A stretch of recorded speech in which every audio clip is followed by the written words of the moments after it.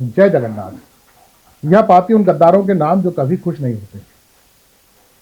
देश में अजीब मनहूसियत फैला रखी है जो विदेश में बैठे लोगों को भी नजर आ जाती है।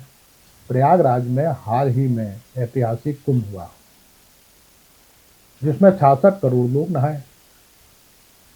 पिछली साल राम मंदिर बना, पर तू है खुश होने का नाम ही नहीं लेता। सनातन प्रभु से एकाकार का नाम है सब कष्ट भूल जाने का। देश में पिछले 11 साल से सनातन की हवा चल रही है, पर तू है कि भक्ति का चरम सुख लेने को तैयार ही नहीं। अबे इतना खुश तो हो लेता कि हम खुशहाली सूचकांक में पाकिस्तान से ऊपर आ जाते हैं। भूखे तो वे भी हैं, बेरोजगार भी, और धर्म के नाम पर उन्मादी भी। फिर हमारे प्रयासों में क्या कमी रह गई? ना बुरा दो। खुश रहना कोई रॉकेट साइंस थोड़ी ना है। बहुत से लोग यह सुनकर ही खुश हो जाते हैं कि भारत कभी सोने की चिड़िया था, भले ही खुद के पास सोने के लिए झोंपड़ी तक ना हो। बहुत से बच्चे इसलिए दुखी रहते हैं कि सुबह सुबह उनके माँ बाप उन्हें नींद से उठाकर स्कूल भेजते हैं। हमने स्कूल बंद करा दिए। अब स्कूल में मास्टर ही नहीं है तो पीटेगा कौन? टीवी चैनल रोज हिंदू गौरव के गीत गाते हैं। हमारे चिकित्सकों ने ऐसी तकनीकी विकसित कर ली है कि भूख से मरे व्यक्ति का पोस्टमार्टम कर उसके पेट से रोटी का टुकड़ा खोज निकालते हैं और बता देते हैं कि वो भूख से नहीं मरा। आजादी के 100 साल पूरे होने पर हम विकसित बन जाएंगे, पर तेरी रोनी सूरत का क्या करूं? खुश रहने के तरीके सीखने हैं तो मोदी जी से सीख। बचपन में स्कूल से चौक चुराकर अपने कैनवास के जूतों पर पॉलिश कर लिया करते थे।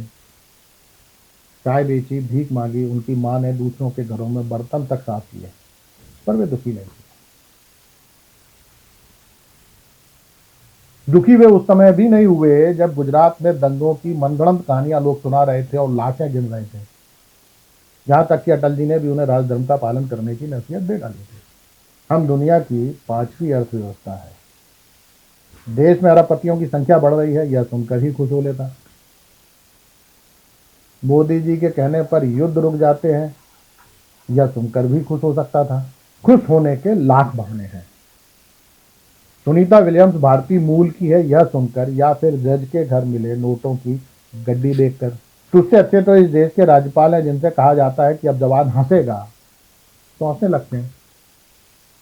सुन, जल्दी ही संभल में कल की अवतार होगा, क्योंकि वहां जामा मस्जिद तोड़ने की तैयारियां हो गई हैं। अब इस बार होली पर मुसलमानों को खुलेआम धमकाया, यह सुनकर तो मुस्कुराया होगा। चल ठीक है, कसम से बताना, मस्जिद के सामने नाचकर तो खुशी हुई होगी। सरकार तेरी खुशी के लिए औरंगजेब की मजार क्या पूरा इतिहास ही खोदने को तैयार बैठी है, पर क्या करें, वह चाहकर भी मुगल काल को गायब नहीं कर पा रही है। मुगल काल गायब होते ही भक्ति काल भी हो जाएगा। तब हम सूर, तुलसी, कबीर से लेकर रसखान तक के भजन कैसे गाएंगे?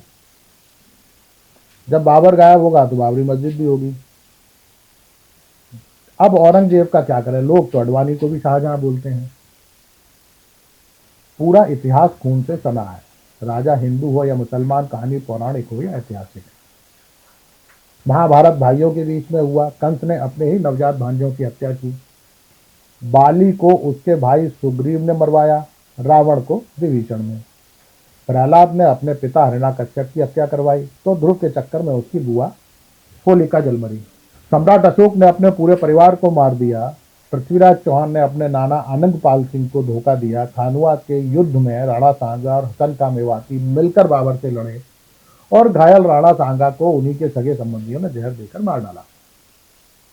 महाराणा प्रताप और अकबर साड़ू भाई थे। सन 57 की लड़ाई बहादुर शाह जफर के नेतृत्व में लड़ी गई और सिंधिया ने महारानी लक्ष्मीबाई के साथ गद्दारी की।